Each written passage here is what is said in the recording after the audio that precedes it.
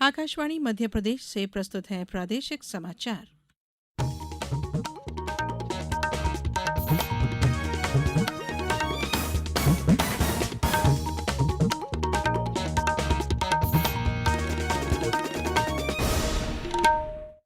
नमस्कार, समाचारों के साथ मैं धारणा सचदेव। सबसे पहले इस बुलेटिन के मुख्य समाचार। आर्थिक सर्वेक्षण में सकल घरेलू उत्पाद की वृद्धि दर 6.5 से 7% के बीच रहने का अनुमान। कल आएगा नई सरकार का पहला बजट। जबलपुर में हुई रीजनल इंडस्ट्री कॉन्क्लेव में 22,000 करोड़ रुपए के निवेश प्रस्ताव मिले। सरकार ने आज दोहराया कि 8वें केंद्रीय वेतन आयोग के गठन का कोई प्रस्ताव नहीं है।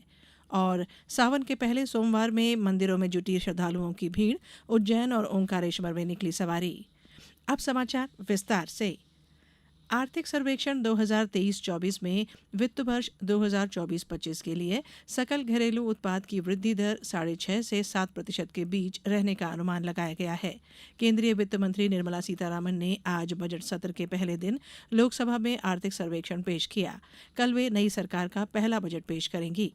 सर्वेक्षण के अनुसार वित्त वर्ष 2023-24 में अनिश्चित वैश्विक आर्थिक निष्पादन के बावजूद घरेलू वृद्धि कारकों ने आर्थिक विकास में मदद की है। सर्वेक्षण में कहा गया है कि उत्पाद, व्यापार और सेवाओं के निर्यात में बढ़ोतरी की संभावना है। इसमें कहा गया है कि भारत मौसम विज्ञान विभाग द्वारा सामान्य वर्षा के पूर्वानुमान और दक्षिण पश्चिम मानसून के संतोषजनक प्रसार से कृषि क्षेत्र के निष्पादन में सुधार की उम्मीद है। इससे ग्रामीण मांग बहाल करने में मदद मिलेगी। जबलपुर में 20 जुलाई को संपन्न रीजनल इंडस्ट्री कॉन्क्लेव में वृहद इकाइयों के साथ ही एमएसएमई इकाइयों की स्थापना के लिए निवेशकों ने लगभग 22,000 करोड़ रुपए के निवेश प्रस्ताव दिए हैं। प्रदेश में वृहद इकाइयों की स्थापना के लिए 17,000 करोड़ रुपए के निवेश प्रस्ताव और एमएसएमई इकाइयों की ओर से प्राप्त 5,000 करोड़ रुपए के निवेश प्रस्ताव प्राप्त हुए हैं।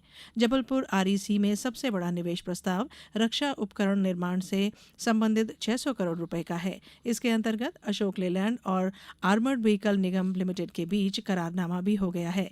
यह प्रस्ताव मध्य प्रदेश के लिए एक महत्वपूर्ण उपलब्धि है।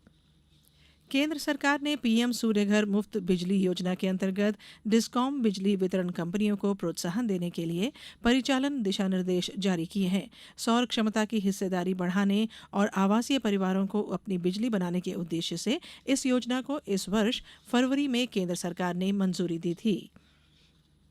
वर्ष 2025 के लिए देश के सर्वोच्च नागरिक सम्मान पद्म पुरस्कारों के लिए नामांकन 15 सितंबर तक किए जा सकते हैं। केंद्रीय गृह मंत्रालय ने कहा है कि पद्म पुरस्कारों के लिए नामांकन और अनुशंसाएं राष्ट्रीय पुरस्कार पोर्टल पर प्राप्त की जाएंगी। पद्म पुरस्कारों में पद्म विभूषण, पद्म भूषण और पद्मश्री शामिल हैं। राज्य सरकार ने जनजातीय क्षेत्रों में 94 सीएम राइस स्कूल स्थापित करने का निर्णय लिया है। इन विद्यालयों के माध्यम से जनजातीय वर्ग के विद्यार्थियों को शैक्षणिक और शारीरिक विकास सहित खेल और अन्य विधाओं की शिक्षा भी दी जाएगी। जनजातीय क्षेत्रों में स्थापित होने वाले 94 सीएम राइस स्कूल्स में से वर्तमान वित्तीय वर्ष 2024-25 में 38 सीएम राइस स्कूलों का निर्माण कार्य पूरा कर इनमें जल्द से जल्द पढ़ाई भी प्रारंभ कर दी जाएगी। जनजातीय क्षेत्रों में सीएम राइस स्कूलों के निर्माण के लिए सरकार ने जारी वर्ष के सालाना बजट में 667 करोड़ रुपए आरक्षित कर दिए हैं। ये समाचार आप आकाशवाणी मध्य प्रदेश से सुन रहे हैं। हमारे समाचारों को अब आप कभी भी और कहीं भी अपनी सुविधा के अनुसार सुन सकते हैं। ये समाचार बुलेटिन YouTube, X प्लेटफॉर्म और Facebook पर AIR न्यूज भोपाल पेज पर सुने जा सकते हैं। इसके अलावा आप हमारी वेबसाइट newsonair.gov.in पर अथवा न्यूज ऑन AIR ऐप पर भी समाचार सुन सकते हैं। समाचारों में एक बार फिर आप सभी का स्वागत है। सरकार ने आज दोहराया कि सरकारी कर्मचारियों के वेतन और पेंशन में संशोधन के लिए 8वें केंद्रीय वेतन आयोग के गठन का कोई प्रस्ताव नहीं है। वित्त राज्य मंत्री पंकज चौधरी ने आज लोकसभा में एक लिखित उत्तर में बताया कि जून 2024 में 8वें वेतन आयोग के गठन के लिए 2 ज्ञापन प्राप्त हुए थे, लेकिन फिलहाल ऐसा कोई प्रस्ताव सरकार के विचाराधीन नहीं है। एक अन्य सवाल के उत्तर में श्री चौधरी ने बताया कि केंद्र सरकार के कर्मचारियों की पुरानी पेंशन योजना की बहाली का कोई प्रस्ताव विचाराधीन नहीं है। उज्जैन में आज भगवान महाकाल की प्रथम सवारी निकली। इस सवारी के दर्शन के लिए देश विदेश से अनेक स्थानों से लोग उज्जैन आते हैं। प्रशासन द्वारा सवारी के लिए आवश्यक प्रबंध भी किए गए हैं। आज पूजन के पश्चात बाबा महाकाल का मुखारविंद पालकी में विराजित किया गया और पालकी मुख्य द्वार पर लाई गई। यहाँ परंपरानुसार सशस्त्र पुलिस बल ने बाबा को गार्ड ऑफ ऑनर दिया। यहाँ से पुलिस बैंड की सुमधुर धुन पर बाबा नगर भ्रमण पर निकले। तीर्थ नगरी ओंकारेश्वर ज्योतिर्लिंग श्रावण मास में भगवान ओंकारेश्वर और भगवान ममलेश्वर की सवारी भी निकाली जा रही है। श्रावण माह में यह सवारी ओंकारेश्वर मंदिर से होकर कोटि तीर्थ घाट पहुंची, जहां भगवान ओंकारेश्वर की रजत प्रतिमा का दुग्ध और पंचामृत से अभिषेक किया गया। नगर भ्रमण के बाद पुनः रात्रि को ओंकारेश्वर मंदिर में सवारी का समापन होगा। अग्नि दुर्घटनाओं पर त्वरित और प्रभावी नियंत्रण के लिए इंदौर शहर में अग्निशमन व्यवस्थाओं को सुदृढ़ बनाया जाएगा। इसके तहत शहर में 7 नई जगह नए फायर स्टेशन बनाए जाएंगे। शहर में अग्निशमन के लिए अत्याधुनिक सुविधाओं से युक्त नए वाहन भी खरीदे जाएंगे।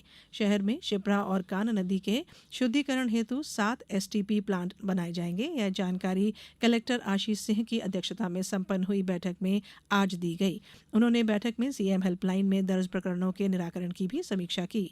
उन्होंने भिक्षावृत्ति के विरुद्ध चल रहे अभियान को भी गति देने के निर्देश दिए।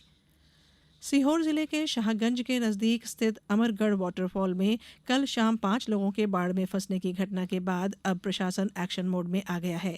कलेक्टर ने निर्देश जारी कर जल भराव वाले क्षेत्रों पर लगातार निगरानी रखने और स्थानीय लोगों से संपर्क में रहने के लिए कहा है। रविवार शाम को वर्षा के कारण थाना शाहगंज अंतर्गत चांदनी नदी में अचानक जलस्तर बढ़ने से जंगल में फंसे 5 लोगों को पुलिस, वन अमले और एसडीआरएफ की संयुक्त कार्रवाई से सकुशल रेस्क्यू किया गया था। बात मौसम की। राजधानी भोपाल सहित प्रदेश भर में मानसून की गतिविधियां जारी हैं। बारिश के स्ट्रांग सिस्टम ने पूरे प्रदेश को तरबतर कर दिया है। भोपाल में सुबह से कभी धीमी तो कभी तेज बारिश हो रही है। इससे पहले बैतूल में सतपुड़ा बांध के 14 में से 11 गेट खुल गए, जबकि श्योपुर का आवदा डैम भी ओवरफ्लो हो गया। नर्मदा 3 फीट ऊपर बह रही है। इससे इंदिरा सागर डैम में भी पानी बढ़ा है। अगले 24 घंटे में भी भारी बारिश का अलर्ट है। इंदौर, भोपाल, जबलपुर, उज्जैन समेत 36 जिलों में तेज बारिश होने का अनुमान है।